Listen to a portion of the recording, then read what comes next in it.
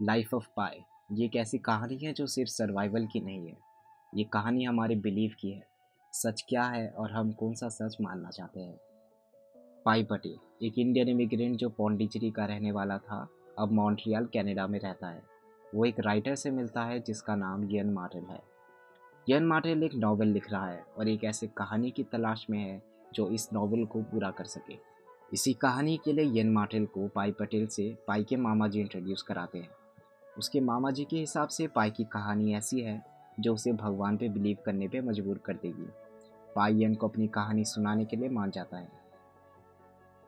Film हमें पाई के father से इंट्रोड्यूस कराती है, संतोष पटेल, जो पाई का नाम उसके मामा जी के कहने पे, जिन्हें स्विमिंग पूल्स का काफ़ी शौक होता है, एक फेमस पूल पिसिन मॉलिटो जो फ्रांस में है उसके ऊपर रख देते हैं। पाई का बचपन इस नाम की वजह से काफ़ी चैलेंजेस के साथ गुजरता है, क्योंकि उसके क्लास के बच्चे उसका नाम पिसिन के जगह पिसिंग पटेल कहकर बुलाते थे। पिसिन पटेल।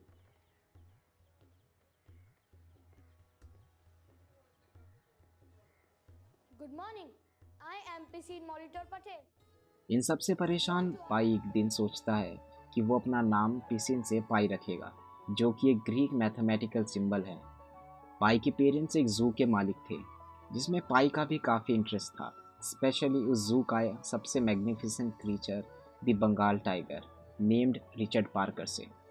एक दिन पाई अपने भाई के साथ अपने फादर को बिना बताए रिचर्ड पार्कर को अपने केज से फ्री करके एक मीट का टुकड़ा खिलाने जाते हैं, इस बात से अनजान कि वो टाइगर कोई पालतू जानवर नहीं, एक मैन ईटिंग कार्निवोर है।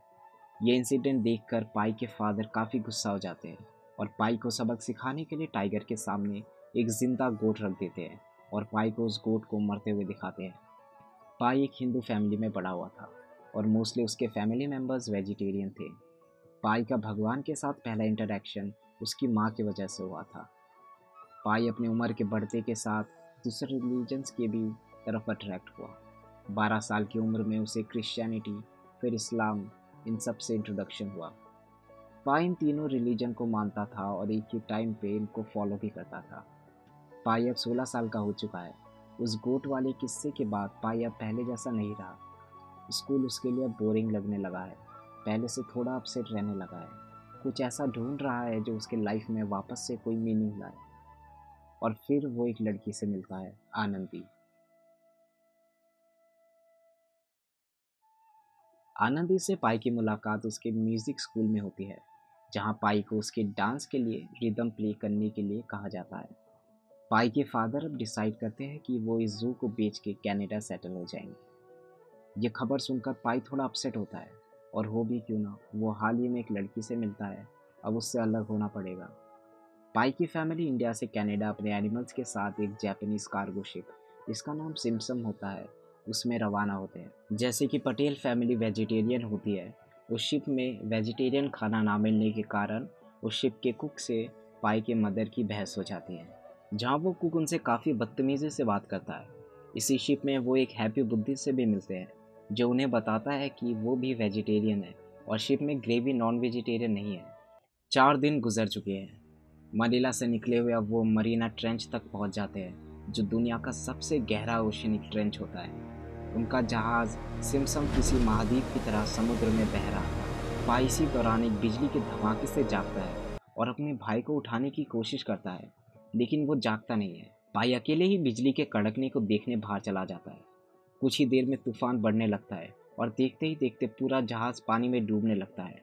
पाई ये देखकर भागता है अपनी फैमिली को उठाने, लेकिन पानी का बहाव इतना होता है कि वो कमरे तक भी नहीं जा पाता। वो किसी तरह शिप के डेक तक वापस आता है मदद मांगने, जहाँ शिप के क्रू से एक लाइफ बोट में धक्का दे देते हैं। शिप में जानवर तूफान की वजह से खुला घूमने लग जाते हैं। एक जीब्रा पाई की लाइफ बोट में गिर जाता है, जिसकी वजह से वो बोट पानी में बह जाता है। तूफान के थमने के बाद पाई अपने आप को लाइफ बोट में एक जीब्रा के साथ पाता है। पानी पे तैरते हुए एक ओरेंगोटैन भी बोट पे आ जाता है। अचानक बोट पे कपड़े से ढके आधे हिस्से से एक हाइना आ जाता है और पाई पे अटैक करने लगता है।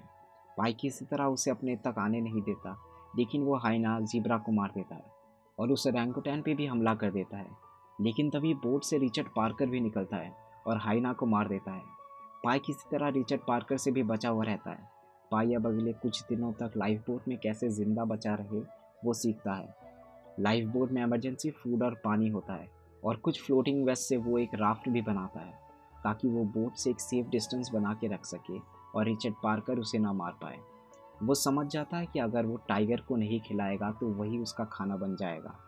पाई मछली पकड़ना सीखता है और वेजिटेरियन होने के बावजूद वो फिश खाता है और रिचर्ड पार्कर को भी जिंदा रखता है।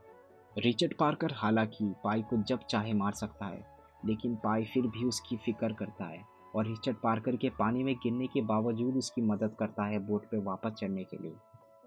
पाई रिचर्ड पार्कर से बचे रहने के लिए अपने राफ्ट में सारे सप्लाईज रख लेता है, लेकिन एक रात वेल बोट के नज़दीक आ जाने की वजह से उसका राफ्ट बर्बाद हो जाता है और सारे खाने के सप्लाईज भी खराब हो जाते हैं। राफ्ट के बर्बाद होने के बाद पाई को अब जिंदा रहने के लिए लाइफ बोट में ही रहना होगा और इसी वजह से वो रिचर्ड पार्कर को ट्रेन करता है ताकि वो उस बोट में बचा रह सके। और टाइगर के डर की वजह से ही पाई इतने दिन तक बचा रहता है। टाइगर का खतरा उसे हमेशा चौकन्ना रखता है। कई महीने बीत जाते हैं। पाई और रिचर्ड पार्कर किसी तरह अभी भी जिंदा है, लेकिन बहुत ही कमज़ोर। पाई से अपना अंत समझने लगता है और हार मान लेता है और बोट पे ही बेहोश हो जाता है। लेकिन जब उसे होश आता है, रिचर्ड पार्कर और पाई एक फ्लोटिंग आइलैंड पे पहुंच जाते हैं जहां ऐसे पेड़ पौधे होते हैं जिन्हें खाया जा सकता है, पीने का साफ पानी होता है। इस आइलैंड में हज़ारों की तादाद में मीयर कैट्स भी होते हैं। यह आइलैंड इनके लिए किसी पैराडाइज से कम नहीं था। रिचर्ड पार्कर के लिए इनफ मीयर कैट्स थे और पाई के लिए सब्जियाँ। दोनों पेट भर कर खाते हैं, लेकिन रात होने पे ये आइलैंड हेवन से हेल बन जाता है। फ्रेश वाटर एसिडिक बन जाता है। जितना दिन में ये देता है उससे ज़्यादा रात में ले लेता है। एसिडिक वाटर में फिशेस डिसॉल्व हो जाते हैं। रिचर्ड पार्कर और मीयर कैट्स इन बातों को नोटिस करते हैं और मीयर कैट्स पेड़ों पे चढ़ जाते हैं और रिचर्ड पार्कर बोट पे वापस चला जाता है। पाई को एक फ्लावर के अंदर इंसानी दांत भी मिलता है। पाई समझ जाता है कि इस आइलैंड पे प्लांट कार्निवोरस है और वो यहाँ नहीं रह सकता। पाई जितना हो सके अगले दिन खाता है और इतना खाना जमा कर लेता है जिससे कुछ दिनों तक दोनों जिंदा रह सके। 227 दिन बीत जाते हैं। लाइफ बोट फाइनली एक मैक्सिको के कोस्ट पे पहुंचता है। पाई और रिचर्ड पार्कर बहुत ही कमज़ोर हो चुके हैं। उस कोस्ट तक पहुंचने की भी ताकत अब ऐसा लगता है पाई बटोर नहीं पाएगा। ऐसा लगता है इतना सा सफ़र में ही कहीं वो डूब ना जाए। लेकिन पाई किसी तरह बच के किनारे तक पहुंच जाता है और उस बीच के रेत पे लेट जाता है। रिचर्ड पार्कर बोट से उतरता है और जंगल की तरफ बढ़ के जंगल को देखता रहता है। पाई भी इस इंतज़ार में होता है कि रिचर्ड पार्कर आखिरी बार उसकी तरफ मुड़ के देखेगा, लेकिन रिचर्ड पार्कर नहीं देखता।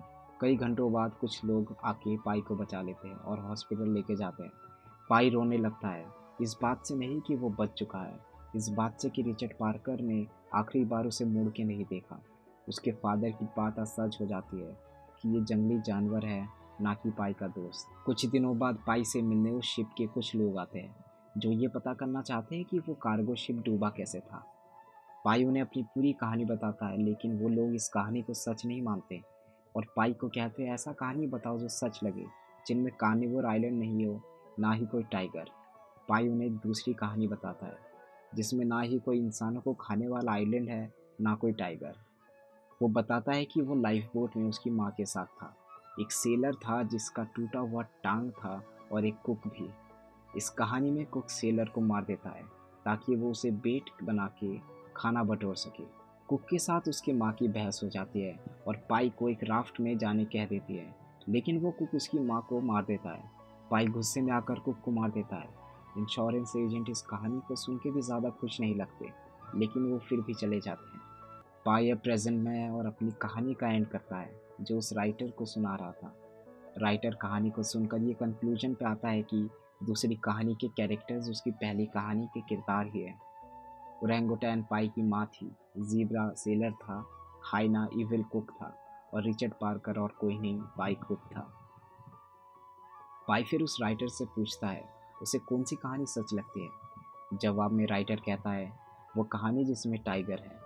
पाई इसके जवाब में कहता है so it is with God.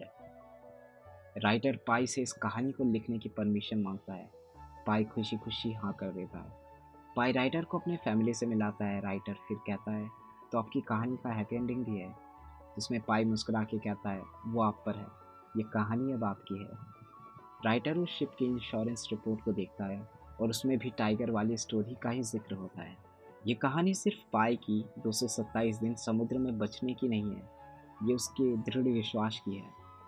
पाई, जिसका नाम कभी ना ख़त्म होने वाले मैथमेटिकल सिंबल पाई पे पड़ा था, उसका विश्वास भी इसी की तरह कभी ख़त्म नहीं होता। बचपन में हिंदू घर में पैदा हुआ पाई बड़े होने के दौरान कैसे अलग अलग धर्म से परिचित होता है। हिंदुइज़्म उसे क्रिश्चियनिटी से इंट्रोड्यूस कराता है और कैसे आगे इस्लाम से। पाई का इन सभी धर्मों से एक पर्सनल बॉन्ड बन जाता है। वो इन सभी धर्मों के बिलीव्स को मानता है। वो हिंदू धर्म की लार्जर देन लाइफ स्टोरीज़ को एडमायर करता है। क्रिश्चियनिटी में वो उस प्यार को ढूंढता है जो क्रिश्चियंस इंस्पायरिंग को मोटिवेट करता है। वो इसके लिए लॉर्ड विष्णु को थैंक यू भी करता है कि उन्होंने उसे जीसस क्राइस्ट से मिलाया। पाई इस्लाम को एक खूबसूरत धर्म मानता है जो उसे ब्रदरहुड का सही मीनिंग बताता है। ये फिल्म खुद के लिए चूज़ करने के आइडिया को बहुत खूबसूरती से दिखाता है। ये हमें फोर्स करती है हमारे सच को ढूंढने के लिए। ये फिल्म किसी एक स्टोरी को सच्ची और दूसरी को झूठी नहीं बताती है। जैसे गॉड को वर्शिप करने का कोई एक तरीका नहीं होता, वैसे ही इस यूनिवर्स में सिर्फ कोई एक रियलिटी नहीं है। इस फिल्म में पानी का इस्तेमाल भी एक सिंबल की तरह किया है। पानी लाइफ को रिप्रेजेंट करता है और तूफान डेथ को।